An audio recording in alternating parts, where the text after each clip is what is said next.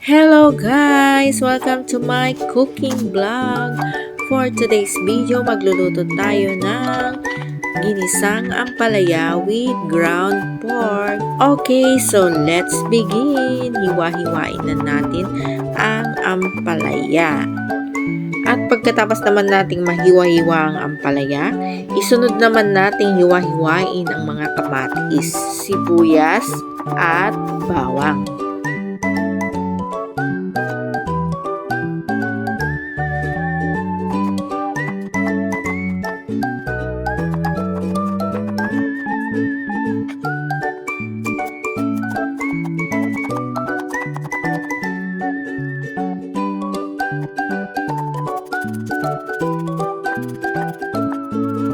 Bago ko pala makalimutan guys, kailangan nating ibabad sa asin ang ampalaya para hindi siya masyadong mapait.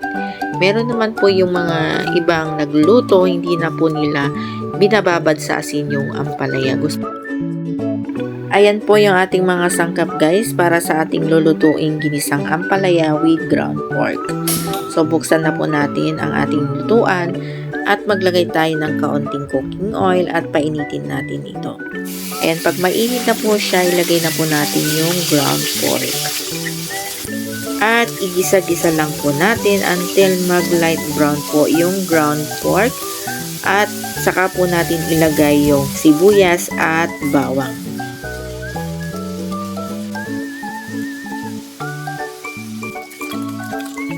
Pwede na nating ilagay ang bawang at sibuyas at igisa-gisa lamang po natin ito.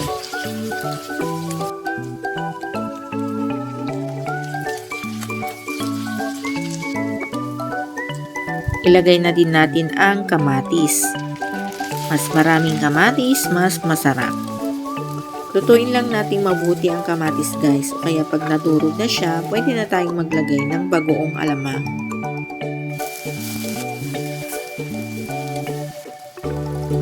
Igisa lang din natin mabuti ang alamang guys. Saka po natin ilagay ang ampalaya.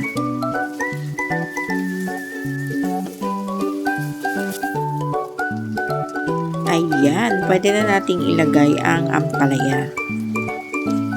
Ihalo lang natin yung ginisang ground pork sa ampalaya guys.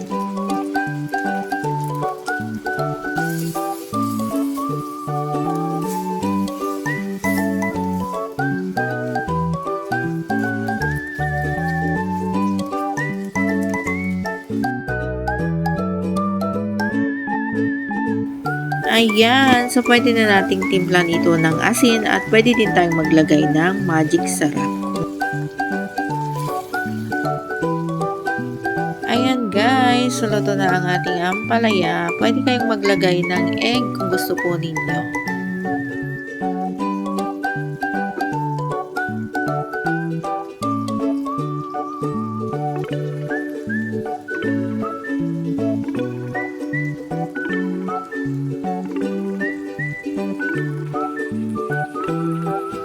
Ayan, pwede na nating iserve ang ating ginisang ampalaya with ground pork.